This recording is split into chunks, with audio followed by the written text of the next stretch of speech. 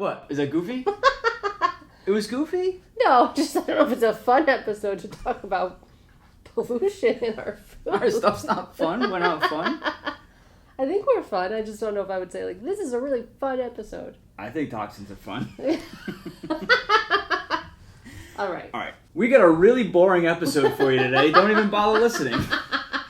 This is the moonnco podcast, where we help you take back control of your well-being and regain your mental clarity. Join our growing community for resources, support, and guidance at moonnco.com. This podcast is intended for entertainment purposes only and is not a substitute for medical advice. Welcome back to the moonnco podcast. We got a great episode for you today. It's something that really isn't talked about much, but really I think is really paramount to understanding kind of what's going on within your body and understanding how the products you use, the water you use, the food you consume, sort of everything in your environment can have an effect on your body. So we're talking about toxins today. Toxins in the environment, like I said, toxins in water and food. So I'm going to kick it over to Andrea because she knows way more about this stuff than I do. So I'm excited to learn along with you. So this is an area that I think starting back when our daughter was sick, right, and we started on the specific carbohydrate diet, right, and a big part of that is eating whole foods that are single ingredients, right, don't have a lot of preservatives, dyes, flavorings, right, and when we learned more about, well, why is that a big deal, right, why does it matter? A lot of those things are just chemicals, right, that have been added to food for various reasons, either to enhance the taste, to enhance the shelf life, to make it last longer, right, taste better. There's different reasons why things are added to the food, but I think a lot of research has shown that a lot of those things can be very detrimental to your health, right, if you're consuming them in large quantities. So that really stuck in my mind of, okay, well then what else is it that we're being exposed to that we all should be really mindful of, right, that could have an effect. So the reason why it's so important with the SCD is that if your body is fighting inflammation, right, or fighting a buildup of bacteria in the gut, that these things could be feeding that, right? And it's just giving your body one more thing to process, right? And when your body's already processing so many things, you want to reduce the amount of things that it needs to process that are foreign kind of objects, right? So another area where I learned a lot about this was in the book that's written by the founder of the IHP, right, where I'm certified. So Dr. Cabral wrote, the book's called The Rain Barrel Effect, and it basically talks about how when you start out, and actually there's been, even when you're born, you might have already inherited some things in your system, but when you start out, your barrel is probably not super full, right? But over time, as you build up different things that you're exposed to, eventually your barrel, if it becomes filled up with things, is going to overflow, right? And that's when you can start to really not feel well, right? And it's been shown that the more things that you're exposed to, chemicals and toxins and different things, they can build up in your system, and amongst other things, right? But today we're talking about this specifically, and that over time it can make you sick, right? So it doesn't happen overnight, but this slow exposure to things over time can be really detrimental. And part of the course that we went through, right, for my certification, they focus on different areas, and a whole area was focused on toxins and how there are tens of thousands of chemicals that have been developed, and a lot of them haven't really been thoroughly tested, right, and I don't know how you could test the long-term effects of something that's brand new, right? How can I say, if I consume or put this thing on my skin every day, what is the effect of this non-organic compound, right, on my system over time? So there's not a lot of research, and I don't think it's necessarily because people don't want to research it, but how do you really research some of the effects of something like that? But I mean, there has to be some form of testing that's done on these products, right? Like the FDA and like these regulatory bodies are doing some form of testing on it. But what you're saying is they're testing more in the short term and not looking at the long-term health effects. Is that essentially what the concept is? Yeah, that it's just not known what some of the effects could be of some of these things. But I mean, even that aside, when I step back to like simplification of the thought, right? Like in my mind, I have a very big question mark of why are so many people so sick? Why are so many people, including even our daughter, right, popping up with these like mystery illnesses, right, that no one knows what the cause is, your body's attacking itself, right, or your body's just malfunctioning, which I just don't totally agree with. I think our bodies are super smart, they're super complex, which we've learned a lot about, we've talked about a bit, but it's hard for me to just say, okay, yeah, our bodies are they just can't handle things. Well, what can't they handle? Maybe it's being bombarded with all of these toxins and chemicals in all the aspects of our lives, right? Well, I think it's interesting you say that because, I the more I've kind of come to learn about some of this stuff and,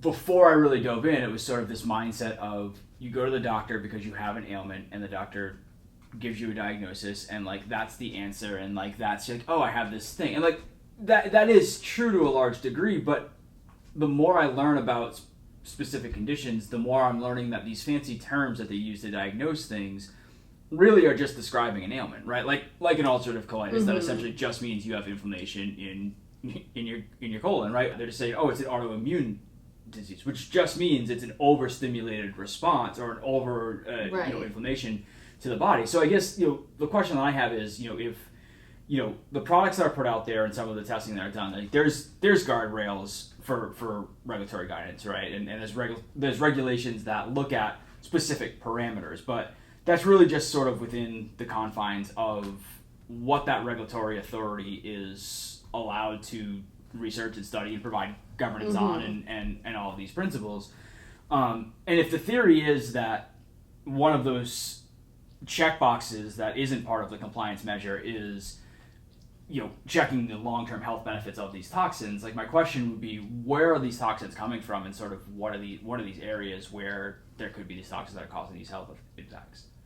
I think some of it depends what area you're talking about. So today I think we're going to focus on food and water, right? So these are, it's food, water, your air. It's also products that you're using, right? So every day you're breathing in things either within your house or outside, right? And there's all different things floating around the air that you can't see, right? So that's air. Maybe we'll focus on that in another episode, but we're going to try to keep it focused today because we could talk for a long time. We went over the notes for this and we were like, oh, this could be a 3-hour episode. So let's just cut it down a little. So, air is one area. Food and water are two huge areas, and then also products. And I think products really should be its own episode because I've done a lot of research on, from the second I got pregnant, right? I've always been very mindful of the products I use, but when I got pregnant, I was very hypersensitive to like, what am I using? What moisturizer am I using? What body wash am I using? What lotion am I using? Because these things are filled with lots of different chemicals, right? So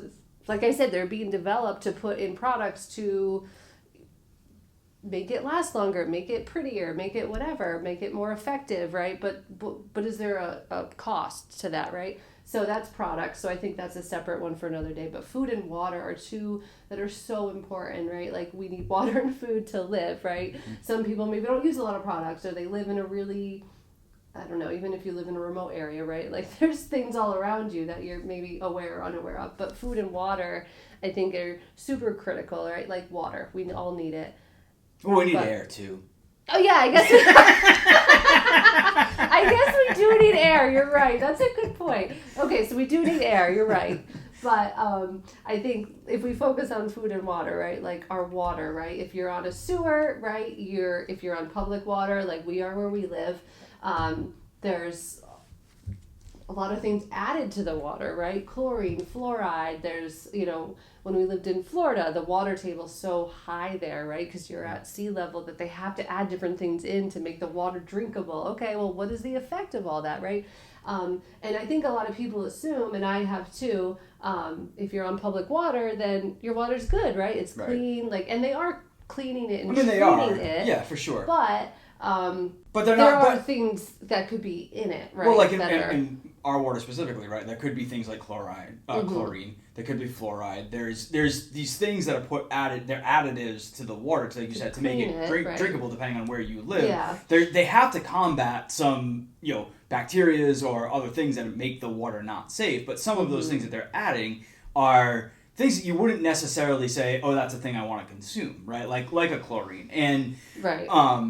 And I know one thought that I had, it's you're right. You would always kind of go on this, I don't want to say extreme, but this end of the spectrum in which, we sort of looked at all the products and all things coming into our life as at a very granular filter. And I remember when we were talking about clean water and one of the things in the reverse osmosis system, and they're super cool. They make super clean water, but they're extremely expensive. And then as we start to look into it more, like the other end or the more accessible end is like the Brita filters, which like they're good, they're a step up, but there's still a lot of stuff that leaks into your water as a result. Right. And we ended up getting a filter that we put on the back of our fridge that isn't quite as extreme as reverse osmosis, but is just a step above sort of a Brita filter. But it takes, I don't know the specifics. Maybe you can talk about that a little bit more of like, what are those areas where, there are products out there that can help you kind of eliminate some of those toxins? Well, first, I think it's important to know what is in your water, right? So if you're on public water, you can go to ewg.org. So this is the Environmental Working Group. So they are an independent organization whose mission is to research products, environmental toxins, soil, water, air quality, all of these things. And they have different guides that can help you. So if you go to their website, there is a water area where you can put in your zip code and you can pull up your municipality, right? So I did it, and you pull up your municipality and it will tell you what is in your water, what was found in your water. And I'm trying to find my information on that. So it gives you a whole list of the things that were found in your water, right? This is based on public record. You can contact your municipality and ask for the water report and they will give it to you. But EWG has kind of compiled this information for you. So you put in your zip code, find your water, look at the report, and it tells you this was found, and then they have standards that of what they've developed is a safe level of exposure to some of these different compounds and chemicals.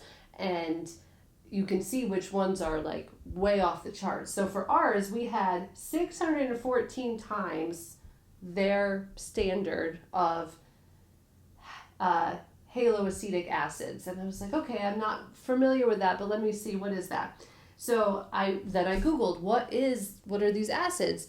They can be related to chlorine being added to your water. They produce these acids as a byproduct. So and I thought, well, that's crazy. 614 times, right? And some of this stuff, like I said, there's no legal limit. So it tells you the EWG standard, and then it also tells you the EPA standard, right? Of what the government has said is a safe level of these things. Some of these, there were no legal limits because they haven't researched it. They don't know. So they don't know, but it doesn't sound great, right? It's at 614 times what the EWG considers a safe level, right? So we had actually recently had someone come out and test our water. They did a whole plumbing test, make sure everything was working well, and then he tested our tap water from our sink, right? Yep. And what was the thing that he said was high chlorine? Yep. High chlorine. So I thought, this, it seems like they're onto something here, right? So it was super interesting to see that because, like, okay, that kind of corroborates what I was researching on my own, that we have chlorine in our water. So like Nick said, we use a company called Clearly Filtered, and I've talked about this on social media a bit. I have it in our non-toxic products resource highlight, a link to their website. So we have the fridge filter, so it's not we have the standard fridge filter. We actually put this on too. So we have 2 fridge filters, and this one eliminates up to 200 different contaminants, the chlorine, the fluoride, plus a lot of other things that I think your standard fridge filter isn't going to do. So our tap water has a standard filtration on it, right? But for cooking, for drinking, we're always using our fridge water, right? So The gold standard would be to have a whole house filtration system, right? Where it can be reverse osmosis, or there are other ways that you can do it, and then you're covered, right? Because tap water is one thing, your drinking water is super important, but the water that's coming through your shower, there's steam in your shower, and that is going straight into your nose, into your lungs, into your system, and if that's filled with toxins, that can be really detrimental to your health. So I think the first step, go on ewg.org, right? We have no affiliation with them. I just think they have so much good information that it's awesome. They have an app that we'll talk about too. So see what's in your water. Just educate yourself, right? If you're on if you have your own well, right? Mm-hmm. Is that the right term? I don't know why. That is Which correct. Is, when I grew up, we had a well, so I lived with a well for a long time, right? Your water's coming right from your ground. You need to do your own testing, right? You're not going to find a report on that. So, but I think first is education and just seeing what is in your water. Do you think you need to be concerned? And then figuring out, do you have proper filtration for your water? On top of what's coming from your water supply, I'm sure you've seen pictures and things on the internet of people's pipes coming into their house, right? They supply the water, but then it comes into your house through your pipes. And some of these pipes that I've seen are like just filled with, there's hardly room for water to come through because there's so much buildup of different things. And you have to imagine that's not great for your health either. So if you have an older house, that could be a concern too. It's just what is the state of your pipes?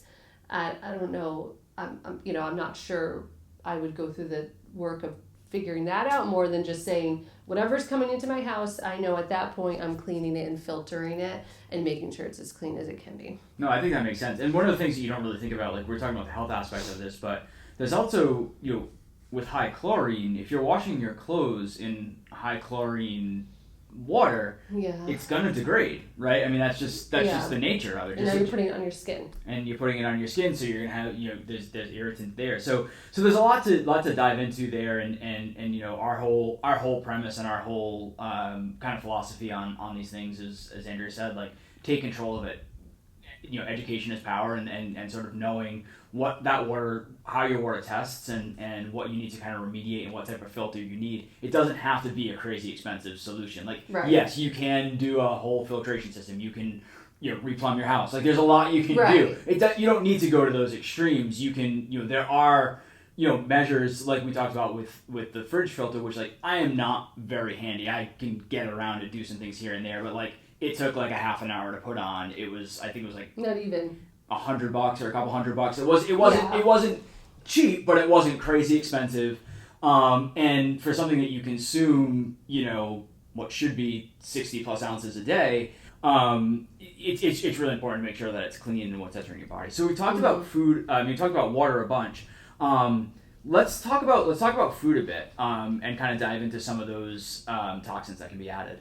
Yeah. So I think food, there's a lot. There could be a lot of issues there too, right? But I think understanding, like we said, when we dove in and started really implementing diet therapy for our daughter, we realized there are so many things added to food that you wonder reading labels, like, why is this even in here, right? So a lot of things have natural flavors in them. Natural flavors are just chemicals, right? They're not, it's not a real flavor, it's a natural flavor, right? So that's chemicals, right? You have dyes that are in so many things that are those are just chemicals, right? And a lot of European countries have banned most of the dyes that we use in the United States aren't even allowed in Europe because they've been shown, especially in children, that they cause hyperactivity, that they cause different issues, but we still use them here in the United States, right? So it's being aware of some of these things.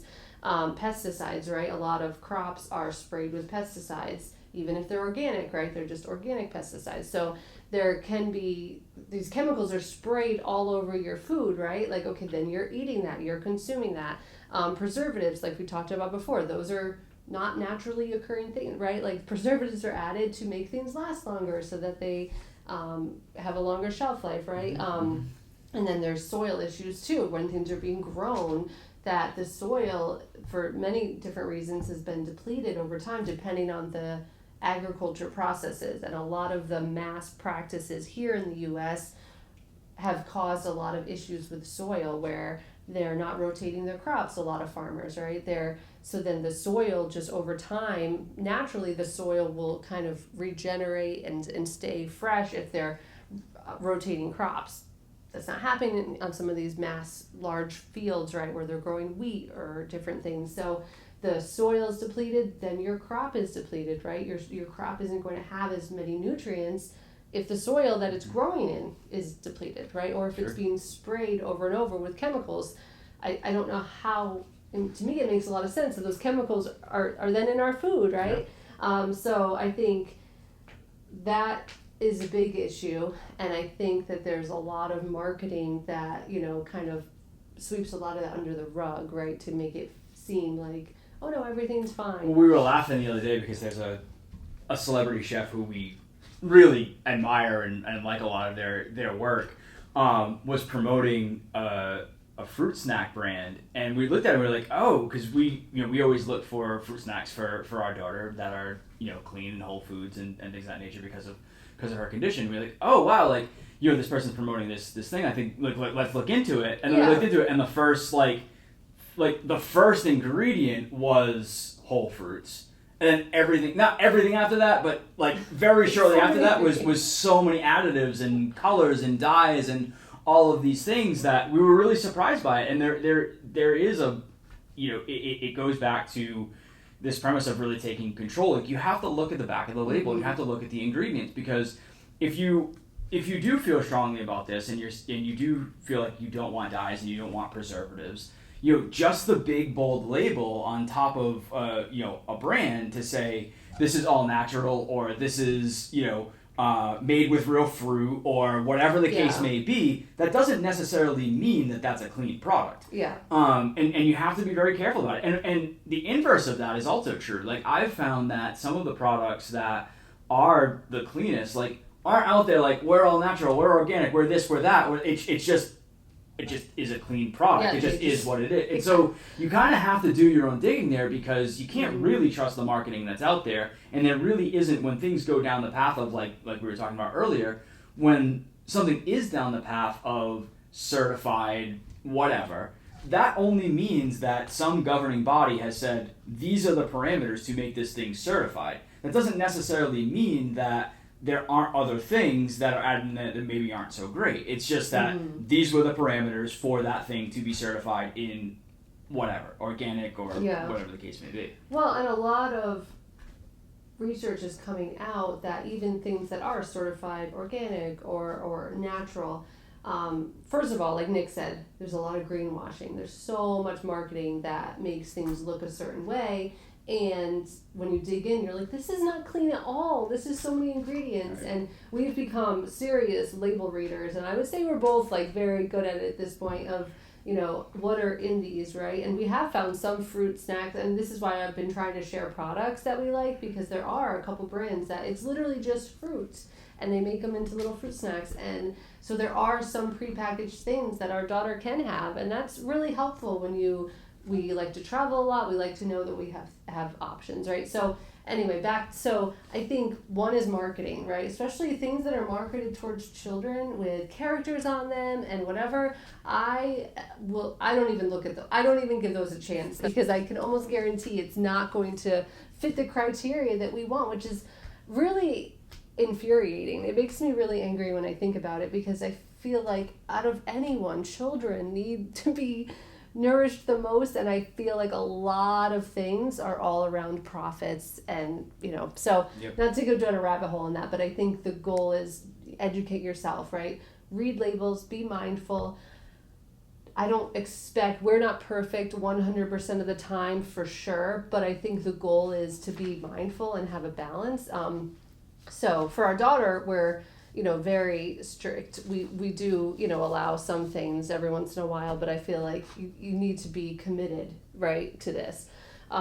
So going back to ewg.org, they have a really awesome app that I have on my phone that I would recommend downloading. It's called Healthy Living, and it basically has different categories that you can click into and you can search. There's over 130,000 ratings. So like we said, there's personal care, there's food, sunscreen, cleaners. So if you want to go into food, they have a whole section of baby food, right? If you're not sure what's a good food to get, this gives you a rating. So the lower the number, the better. It goes from 1 to 5.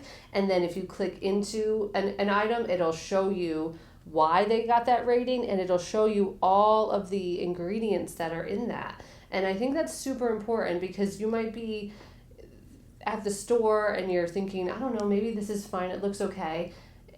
You can actually scan things. There's a little barcode that you can scan products at the store and see, is this a healthy option for my family? So I would encourage people to go to their website. If you don't want to download the app, it's ewg.org, or the app is EWG Healthy Living, and just look up some of the products that you use, right? I used it to look up some of our cleaning products, and I was really happy to see they had good ratings, right? But we've done a lot of research and a lot of digging, and we put a lot of effort into we have put a lot of effort into making sure that we all around have a really good handle on what we're using within our home and within our bodies, right? If you're going out to eat, obviously it's a lot harder to do that, but with food at home, I think look it up, see what is the rating, and not only does it tell you why they rate it, where they rate it, but why, right? What ingredients specifically? What have these ingredients been shown to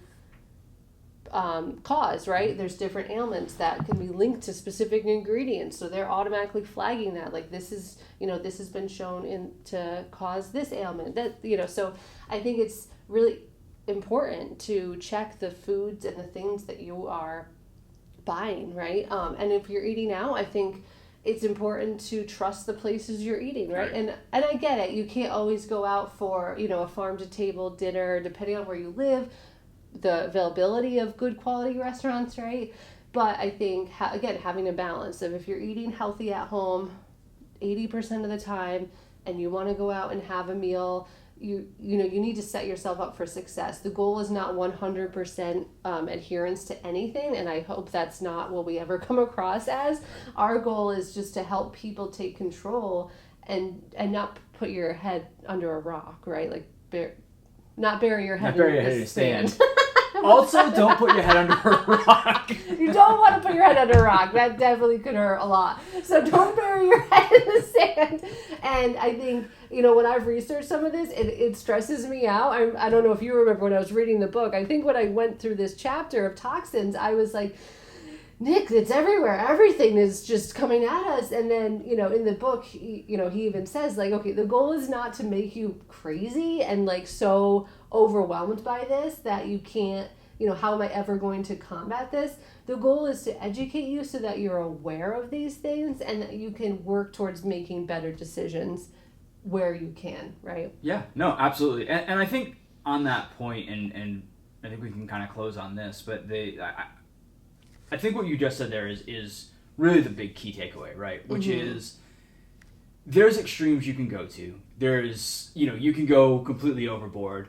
You can do nothing. But really the sweet spot is learning about it, knowing what you're exposed to, and then making that decision for yourself of what the risk is that you're comfortable taking. And there are steps that you can take along the way, like just to circle back to the water, like if your comfortability is, I'm going to get a Brita filter because I want to do something to clean my water, that's great. If you're feeling like, yeah, maybe I want to take it to the next level, like then get a stronger filter that goes to your fridge. If you're really concerned about it, then like there's a lot of spectrums, but the most important thing is educating yourself and knowing what you're being exposed to and taking action. And on all of those accounts, we'd love to help you on that. If you're looking for products that you're not sure of or not sure where to go or have questions about kind of how certain toxins may be impacting your health, or you have a condition that you're dealing with, reach out. I know Andrea would love to kind of dive in, maybe look at some labs and see if there is something there that surface that can be tied back to a toxin.